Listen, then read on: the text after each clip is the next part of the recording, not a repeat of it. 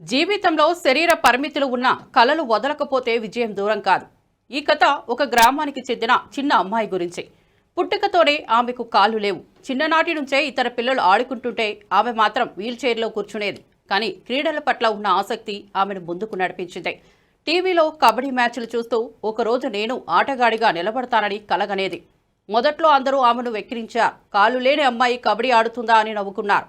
కానీ ఆమె ఆ మాటలన్నింటినీ పట్టించుకోకుండా ప్రాక్టీస్ మొదలుపెట్టింది. చేతులతోనే వేగంగా కదలడం, బలంగా పట్టుకోవడం నేర్చుకుంది. పక్కింటి మైదానంలో స్నేహితులు సహాయం చేసి ఆటలో భాగం చేశారు. ఆమె ఆట తీరు అందరినీ ఆశ్చర్యపరిచింది.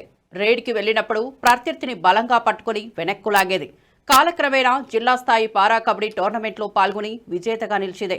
అక్కడి నుండి రాష్ట్ర స్థాయి పోటీల వరకు వెళ్లి బంగారు పథకం సాధించింది. ఇప్పుడు ఆమె దేశాన్ని ప్రాతినిధ్యం వహిస్తోంది. కాళ్ళు లేవు కానీ కలలు లేవని ఎప్పుడు అనుకోలేదు అనే ఆమె మాటలు వేలాది మందికి ప్రేరణగా మారాయి. ఆమె తల్లిదండ్రులు కన్నీళ్లతో మా కూతురు మాకు గర్వకారణమని చెప్పుకున్నారు.